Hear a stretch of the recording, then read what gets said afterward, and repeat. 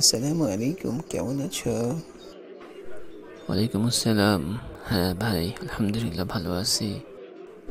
সেদিন মসজিদে শুনলাম মানুষের 4টা খাহেশ অর্থাৎ ইচ্ছা দুনিয়াতে পূরণ হবে না। জানো কি সেগুলো? সেইগুলো কি কি ভাই একটু বলবেন? 4টা ইচ্ছা হলো, সে দুনিয়াতে মরতে চায় না। আর 2 নম্বর হলো সে অভাবে থাকতে চায় না। আর 3 নম্বর হলো সে কখনোই অসুস্থ হতে চায় না। আর 4 নম্বর হলো সে কখনোই অভাব এই দেখো ভুলে গেলাম কি যেন, মনে পড়তেছে না কি যেন। হ্যাঁ ভাই, একটু মনে করেন ভাই, মেহরবানি করেন। হ্যাঁ মনে পড়ছে। 4 নম্বর হচ্ছে সে বৃদ্ধ হতে চায় না। বুঝতে পেরেছো? তাহলে মানুষের এই 4টা খাহেশা দুনিয়াতে পূর্ণ হবে না, তাই তো? হ্যাঁ ভালো করে শোনো।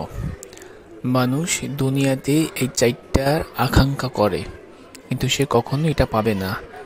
একমাত্র আখেরাতেই সে এটা পাবে। বুঝতে পেরেছো? মানুষ আখেরাতে তার কোনোদিন মূত হবে না, এবং সে অভাবেও থাকবে না, এবং সে বৃদ্ধও হবে না,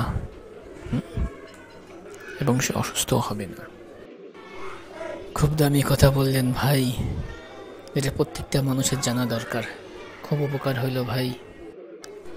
শোনো, প্রত্যেকটা মানুষ এই খায়সাতগুলো দুনিয়াতে চায়, অথচ আল্লাহ তাআলা তার এই খায়সাতগুলো দুনিয়াতে সম্পূর্ণ করেন না। বিশেষ করে মৌত, বৃদ্ধ হওয়া, এগুলা আখিরাতে সে চারোটাই সে স্বয়ং সম্পূর্ণভাবে পাবে। বুঝতে পেরেছ? এই জন্য আখিরাতের জিন্দেগিতে আমাদের মৌত হবে না, আমরা বৃদ্ধ হব না, আমাদের অভাবও থাকবে না, আর আমরা অসুস্থও হব না। বুঝতে পেরেছ? আখিরাতকে সামনে রাখা উচিত আমাদেরকে সব সময়, তাহলে ঈমান মজবুত হয়। বুঝতে পেরেছ? আল্লাহর প্রতি ঈমান বাড়ে, ইয়াকিন হয়।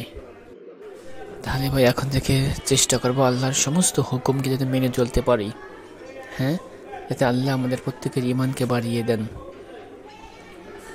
আমিন।